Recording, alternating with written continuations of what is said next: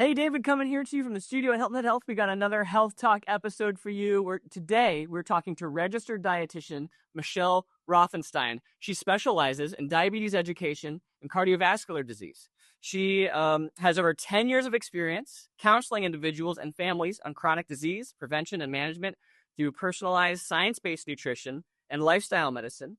She's on the board of several organizations, including Forbes Health Advisory Board and the National Menopause Foundation. So, Michelle, thank you so much for joining us today. Super excited to talk to you.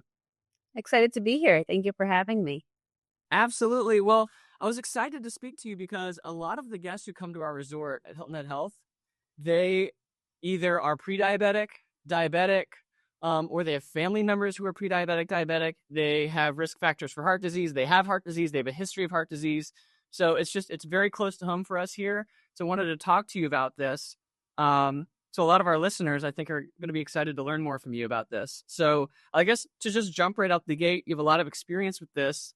Wondering if you can just share a little bit about what is the connection between heart disease and diabetes, and why do we often see them happening together? Yeah, happy to. So I always like to explain the why to all of my clients. And a lot of times it's very foreign because many people don't have a science background. So I want you to kind of think about what happens when you have excess blood sugar, excess cholesterol, inflammation, high blood pressure. Where is that going? What are we actually assessing for, right? So when we take a blood test, we're looking at what's in your blood. So think about if you have all these things that are not supposed to be there, so they're high in your blood vessels, that can cause what I call a storm, havoc in the blood vessel that puts more pressure on your heart to do its job. And your heart's job is multifactorial. One is the plumbing system, right? So we have a lot of blood vessels, and if it gets clogged with atherogenic cholesterol, which can come from having high insulin levels, high blood sugar levels, it can come from also having high LDL cholesterol and ApoB and all these things. If that is there, it can cause the blood vessel lining to become damaged, where these substances go into the arterial wall and cause plaque to form. So that can clog up the arteries and contribute to coronary artery disease and atherosclerosis. Now imagine if you have these clogged arteries, your heart has to work harder to pump blood throughout the body. So the plumbing is one, but then the heart pump is our second function. So we want to make sure that we are controlling diabetes, controlling these substances that are in the arteries, so we are not putting extra pressure on the heart to do its job. The other third function that I like to look at it is the electrical system. Your heart beats regularly. It's supposed to beat regularly. But if you have irregular heartbeats, like in atrial fibrillation, that's going to increase the risk of blood clots and strokes. And a lot of those risk factors are one and the same. So if you have high insulin levels, high triglyceride levels, if you have high LDL, ApoB, high blood pressure, inflammation, or any of these factors, you're putting more pressure on the vascular system, and that's going to contribute to cardiovascular disease. Makes a lot of sense. So I like how you kind of categorize that into three things: the plumbing, the pump, and the electrical system. And so what I'm hearing you say is that the things that happen with diabetes, the mismanagement of blood sugar and insulin, are contributors to clogging the blood vessels. Is that correct?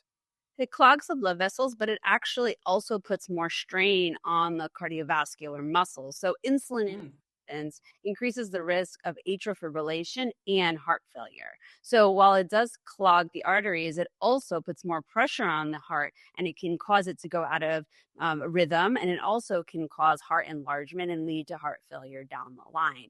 And a lot of these things are silent, right? So necessarily feel that they have high blood sugar levels, high atherogenic cholesterol. It's a silent and progressive disease. So this is not to, make anyone scared. It's actually to empower individuals to say, wow, if I know my numbers and I optimize them and control all of my numbers through science-based nutrition, I can help prevent complications down the road. But all of them matter.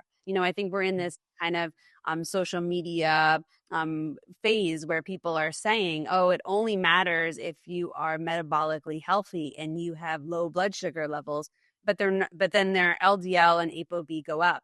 And the issue with that is those things are needed for LDL deposition into the arterial wall to cause plaque. So we cannot have one thing go down and one thing go up.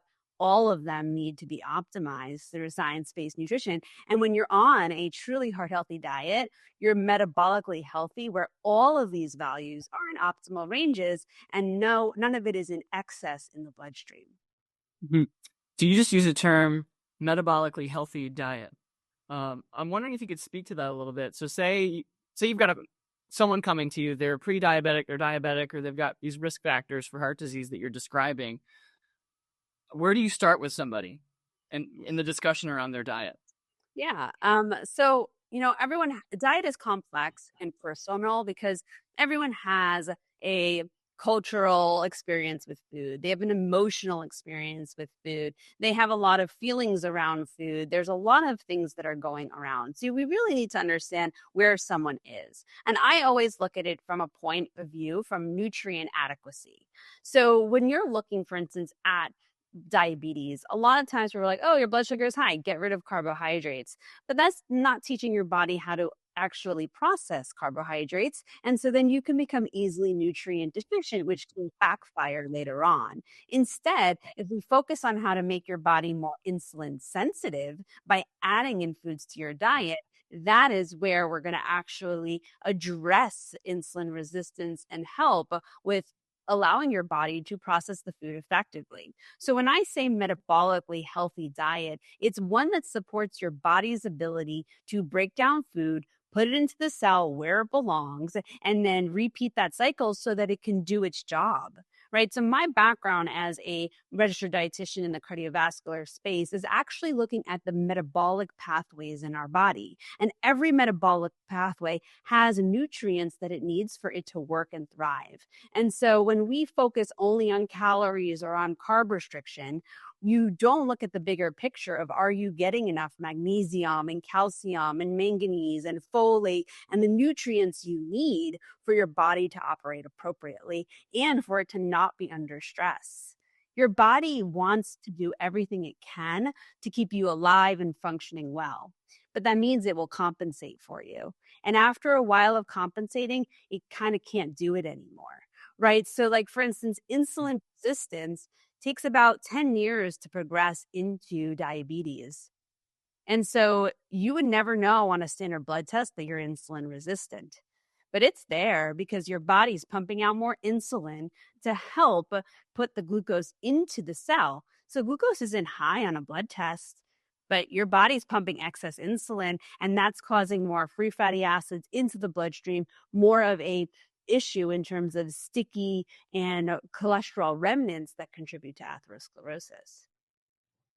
So what I'm hearing from you is that diabetes or insulin resistance can be silent, it can be sneaky, and you could not know that it's happening at all until potentially it progresses too far. Let's say you have somebody who is at that point where they're diabetic or they're insulin resistant. Is that manageable, reversible? How reversible is it through lifestyle diet practices? So it is very manageable. And that's the biggest thing. No matter where you are in your health journey, you can take control and help your body with processing these foods more effectively. If someone is who has diabetes, it's going to be a little bit more tailored and specific to that goal because your body's struggling. It's struggling to put the blood sugar into the cells. So we need to make sure that we're really honing in to the specifics of not just food intake, but meal timing and satiety and sleep and stress and physical activity and all the factors that can have an influence on that too.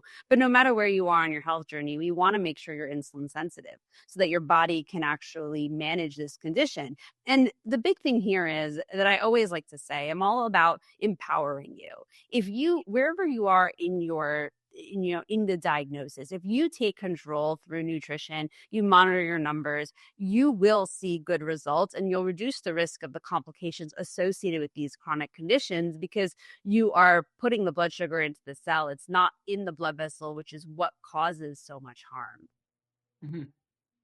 So you mentioned at any stage of your metabolic health journey, a good compass is thinking about how can I become more insulin sensitive. So are there specific foods you might recommend that are kind of general recommendations? How much does it depend on the person? And just what are some things people can do to become more insulin sensitive? Yeah. So first off, your body is more insulin sensitive in the morning than in the evening. So really looking at meal timing. So if you're eating late at night when your body's more insulin resistant, it's going to be harder to process that food. It's going to disrupt your sleep. It's kind of like a domino effect. So really take inventory of what is your meal timing in your day and try shifting that to an earlier set point. That's one. The second thing is how are you eating your food? So you can eat, most people who come to see me categorize themselves as healthy eaters. But the issue is they kind of categorize it by like what they're not eating, and they're not eating processed foods or junk foods. So by healthy.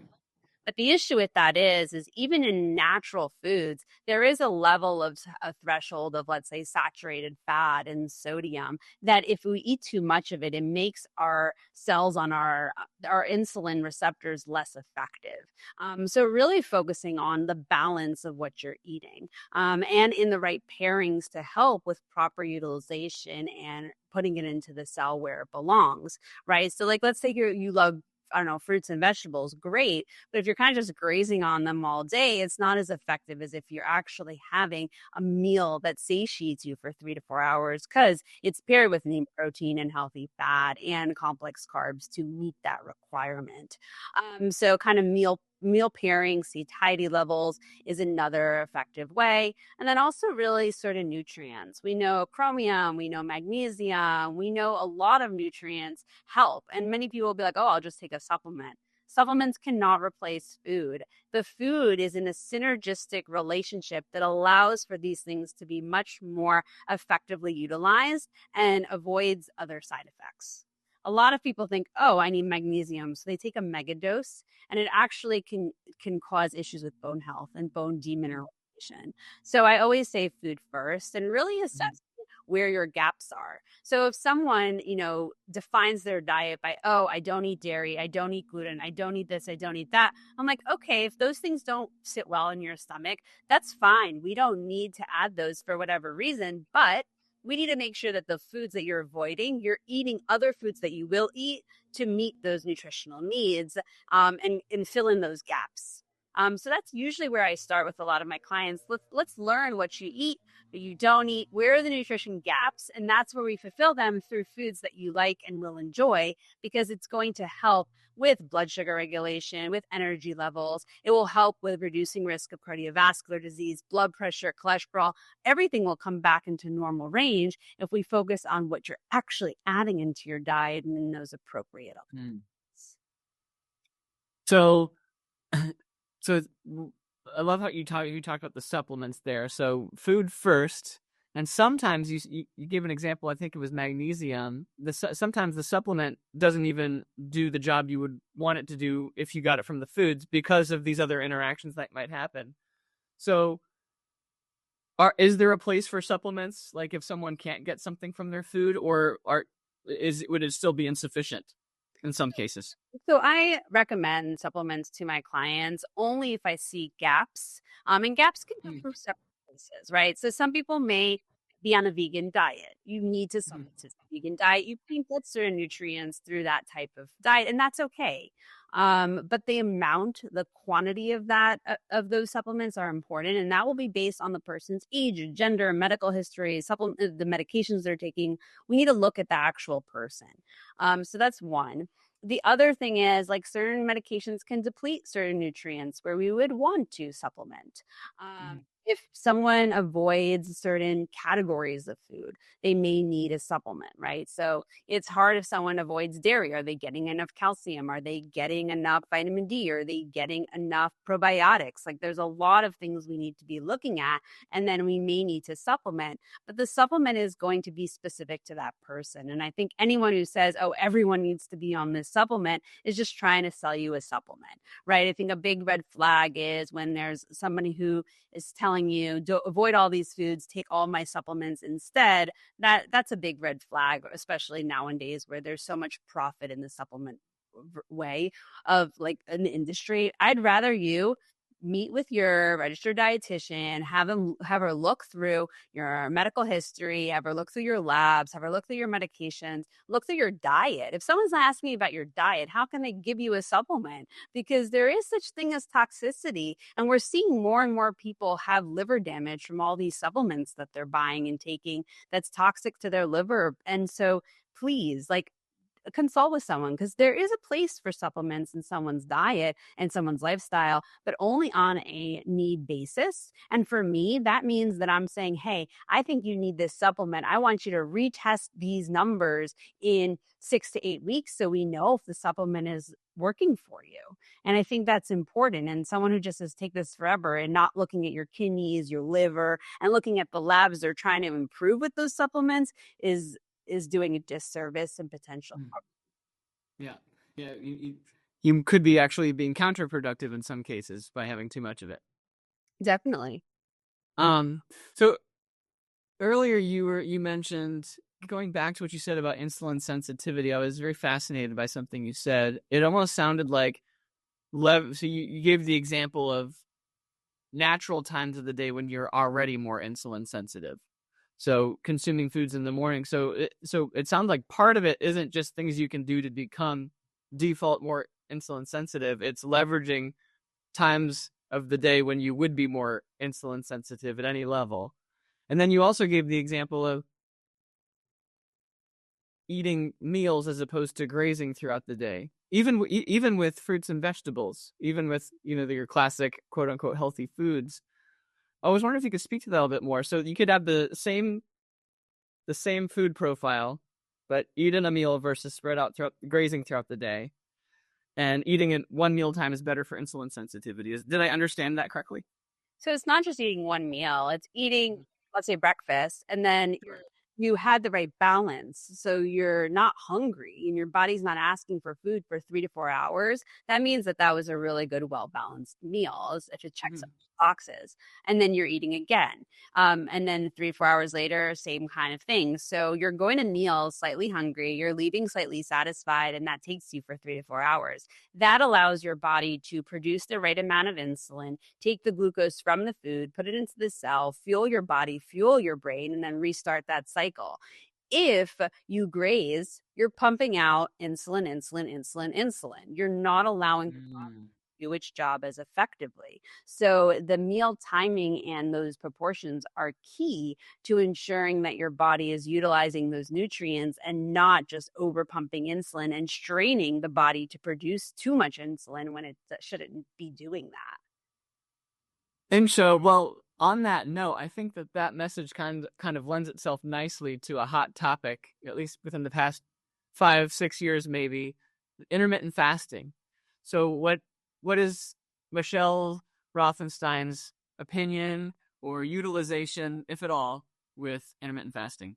I think intermittent fasting is great, but what does that mean? I had someone who literally fasted for like a crazy 20 hours a day and ate for 4, and that person was ravenous. So guess what? They ate a huge meal for those 4 hours, and that increases blood sugar. That causes strain on the cardiovascular, the GI system, and everything. And you can't really get all of your nutrient needs in one meal. So we need to define intermittent fasting. If you stop eating at 7 p.m. and then you fast for 12 hours and you eat at 7 a.m., that's intermittent fasting done right.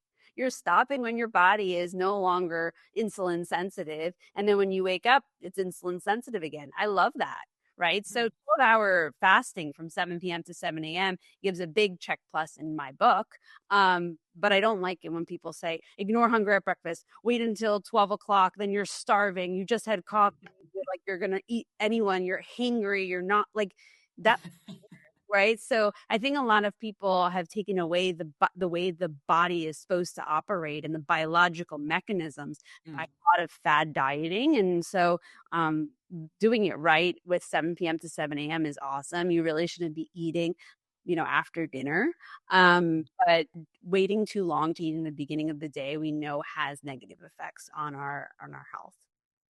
Gotcha. So you're a huge fan of generally the 12 on, 12 off, standard breaking your fast at a typical breakfast time. Yeah. Yeah. So how how reliable are hunger cues?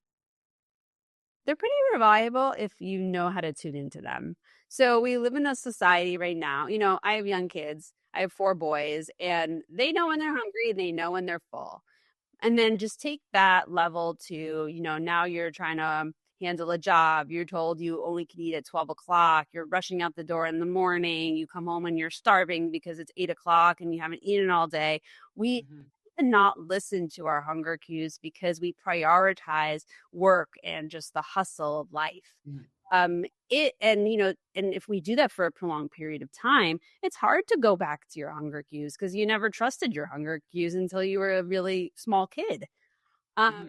So they're there, and it takes a little bit of practice to really get into the hunger cues, but it's very effective once you master it. But that mastering could take some time if you've been a chronic yo-yo dieter, if you're not in tune with that.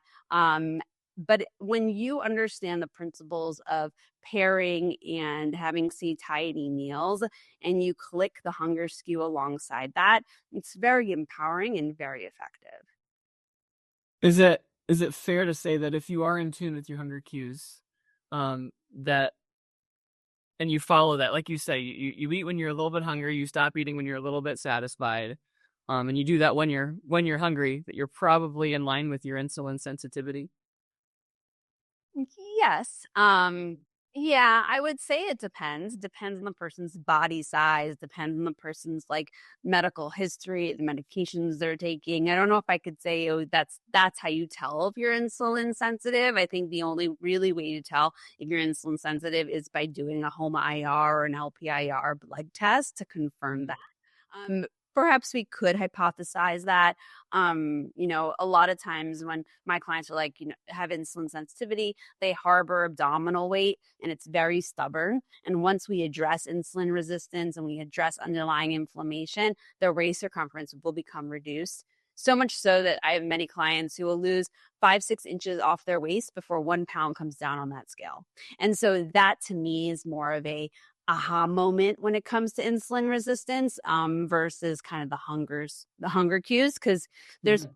subjectivity with the hunger cues alone. Yeah, because you could be confusing hunger for other things as well. Yeah, but also it's not really an objective metric.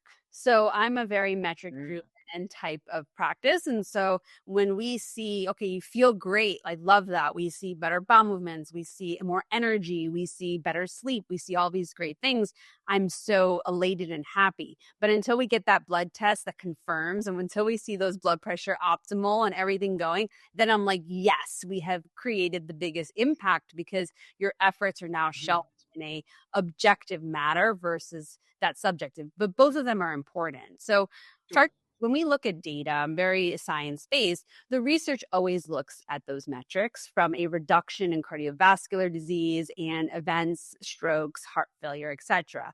So you get the immediate or 2 week, 3 weeks after you implement these great feelings of subjectivity, which are so important for quality of life. And then the confirmation comes from those metric driven results, because that's what we see in the data to really have the biggest impact on reduction of cardiovascular disease and events. Yeah. I'm like you. I mean, both have value, but I love making sure there's objective metrics involved. And sometimes I've even found, I come from more of a fitness background myself. I've actually found sometimes the opposite can even be true, where take a workout, for example. Sometimes I've worked with people before, and this has even happened with myself, where I didn't particularly feel great that day. It didn't feel like it was a good workout. But when I actually log what I did that day, it, or log what the client did, sometimes they actually objectively performed better. They lifted heavier weights, they did more reps. They just weren't feeling it for whatever reason. They just weren't feeling the 100% for some reason, but actually they did better. It's just kind of interesting. Yeah. I also think a lot of people are harder on themselves than they really should be, right? Yeah. You ask someone like, how are you doing? They'll go over, oh, I didn't do this, and do this. But I'm like, but things you did, do you see all these things? They're like, oh wow, I did do a lot, but they we're very hard on ourselves as human beings more than anyone else. And so sometimes we're in our head of like, oh, I should have done better. But like you did really good and you need to acknowledge that. And that's where the objective data actually helps to make someone not just feel reassured, but say, wow, what I'm doing is impactful, even if I'm not perfect, because there's no perfect. It's about Totally. showing up and being consistent that's going to have the best results. Couldn't agree more with that. Couldn't agree more with that. And especially if you feel like you've been in the grind for a while and you feel like you slipped up somehow, it can be easy to forget how far you've actually come and how much better you're doing. So in the spirit of that, I'm wondering, I'm sure this comes up a lot with you, with your clients. I would have to imagine that they bring up social scenarios where they're trying to eat better, but there's some sort of situation. They're on vacation or they've got company coming over. There's a work event and there's just going to be food pressures to eat the things that they shouldn't be eating. Or I'm wondering what kind of advice you give when scenarios like that come up with your clients.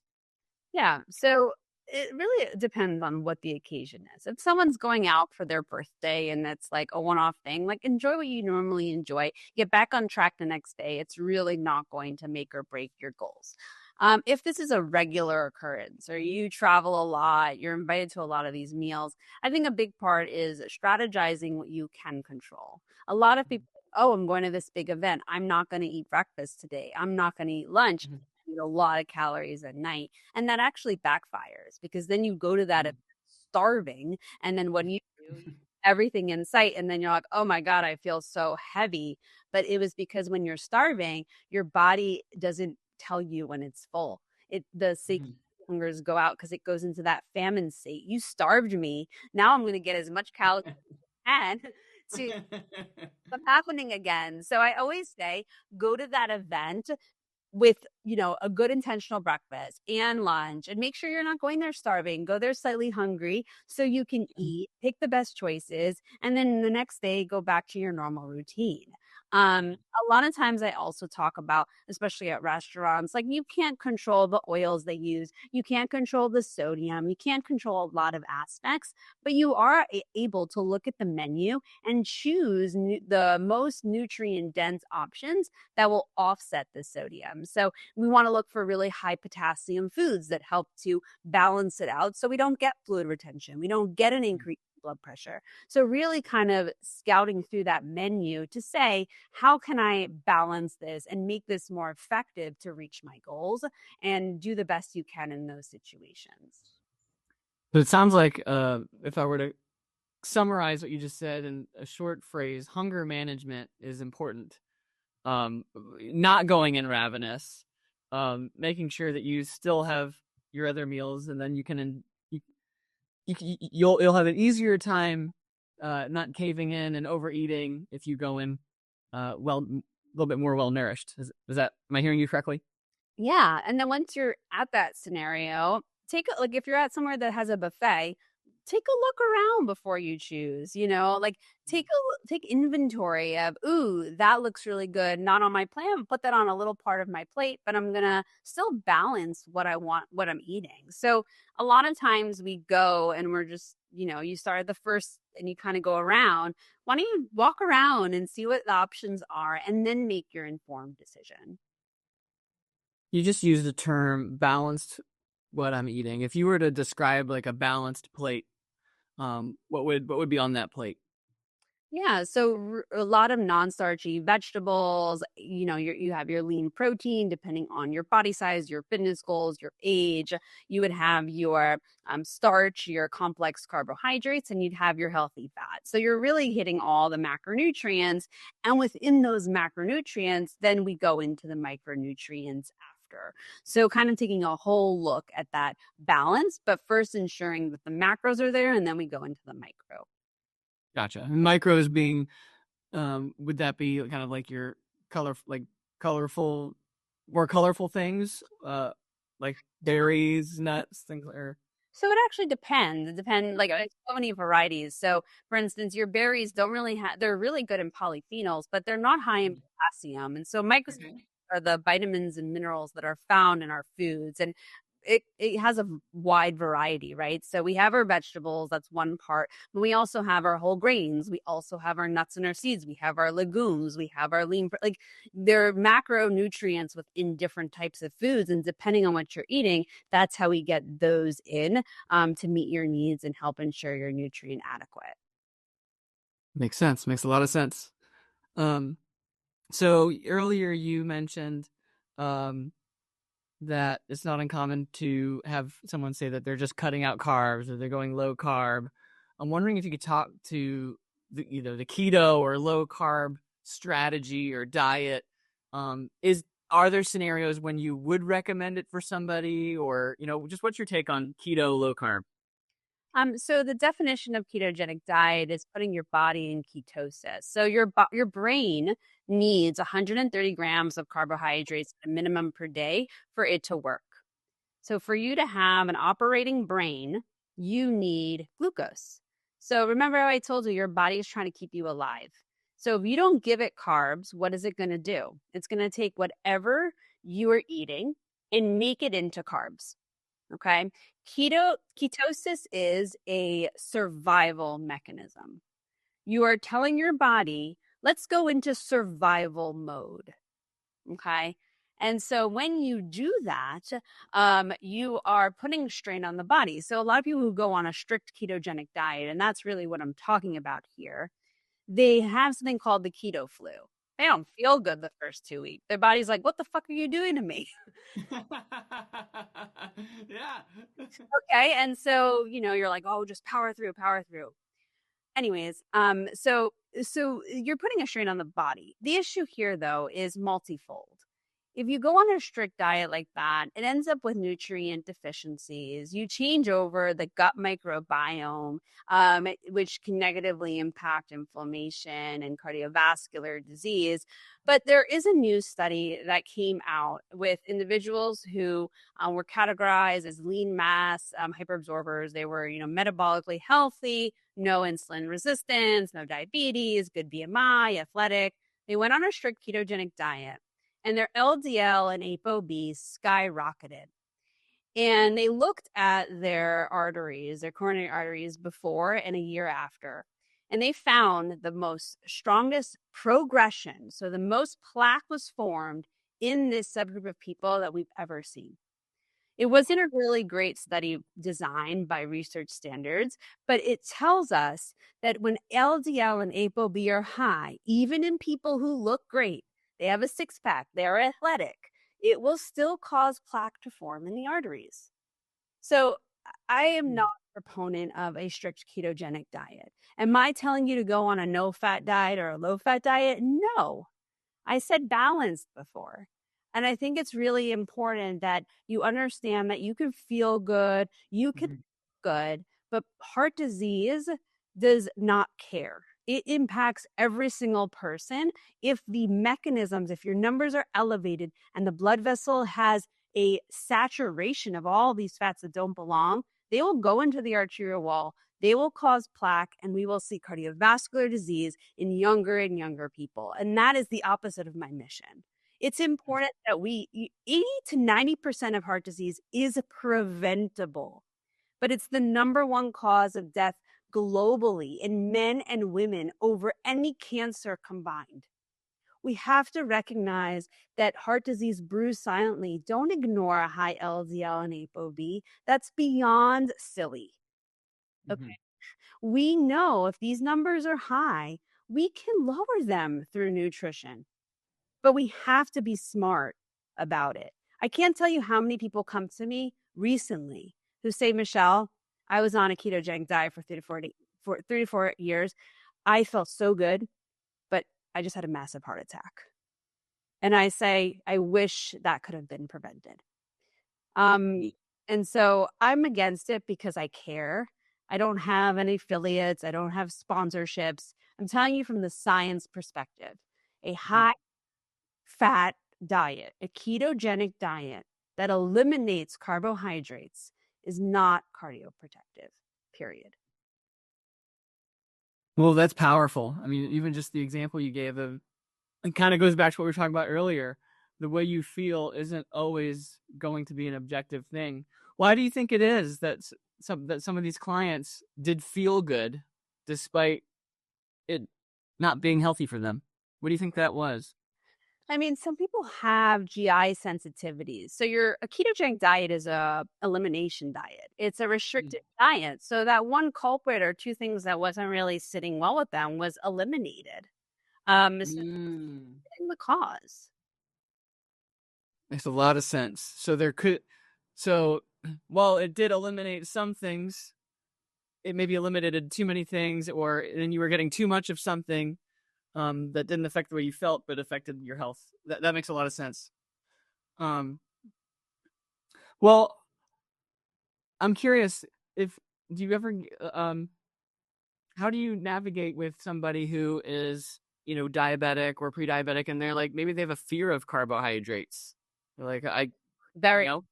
Because carbohydrates spike insulin, so like therefore I shouldn't have any, right? How do you talk to that person? You explain the why. You explain what's going on. There's a big group of carbohydrates. I'm not telling you to go eat candy, soda. Okay, those are carbohydrates everyone needs to limit.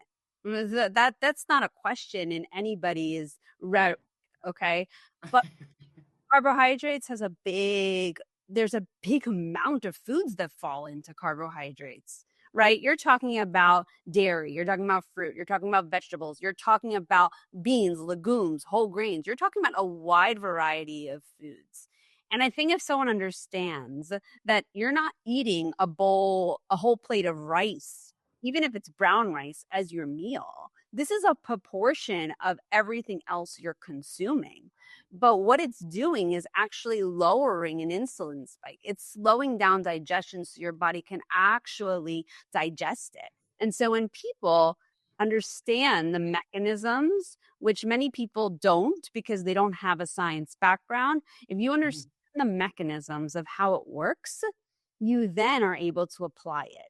And then I'm very big about metric driven because it makes people trust me even more. People go, oh my God, Michelle, I didn't know I could lower my LDL by 90 points. I didn't know I could lower my hemoglobin A1C by adding carbs. I'm like, see, take the snapshot. Look at what you're doing here. You added all these foods and your numbers got better. I want you to take a moment to recognize that because there'll always be fad diets that remove a food group. This has been decades long. Take out fat, take out carbs, take out this, right? And so when you see your efforts making you feel good, but then you see the objective measures of how it affects your blood, you then trust the process 10 times more. So I always my clients retest in 3 to 6 months. Let's check out your trends. I want you to know what you're doing and how it's affecting your body. And a lot of my clients also, some of them will do like the function health test and they give you like 2 series. So they'll take one while things are off. They come to see me, then they recheck it in 3, 4, or at the most 6 months. And they're like, oh, wow. And that builds the trust because they were on a low carb diet before and things were not looking really good. And now, now things are better. So in other words, don't take my word for it. Look at the numbers.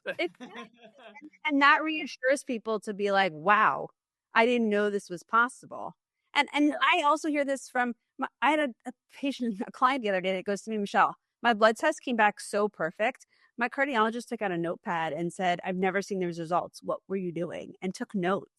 I can't make this stuff up. I'm like, when you understand how food works in our bodies, it really impacts. And as a dietitian in this space, like medical nutrition therapy is really looking at biological pathways of how our bodies work. We have this science, but people aren't digging into that granularity and that nuance that really makes a strong impact.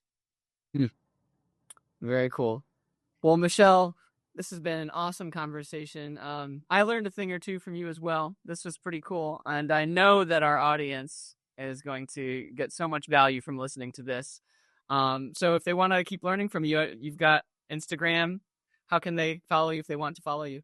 Yeah, check out my website, entirelynourished.com. There you'll see my Instagram handle, my LinkedIn, you'll see my YouTube channel. You can go on my email list. I have blog posts. I have a lot of information for you to to grasp. And if I can help in any way, you can always feel free to reach out to me. Very cool. Well, if you're ever down in the Low Country area in Hilton Head, it'd be cool to show you around the resort here. Maybe have you teach a class or two as a guest speaker. It'd be kind of cool. Yeah, I'd appreciate that opportunity. Absolutely. Well, do you have any final words of wisdom for our listeners today before we say farewell?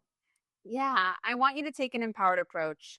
Know your numbers, trend your numbers. Look at this year's numbers to last year's numbers. Because let me tell you, the doctor a lot of time won't tell you it's bad until you need medication.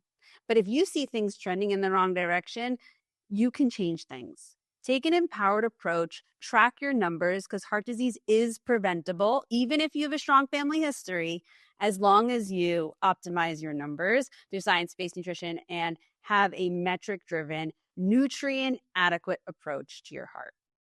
Love that. You've got the power. You can make a choice. Work with the dietitian. Work with somebody so you can prevent these things from happening. Love that.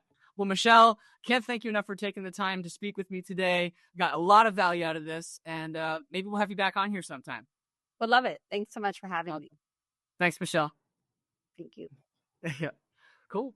So awesome. That was awesome. So we'll probably release this. Tony, when do you think this one will come out?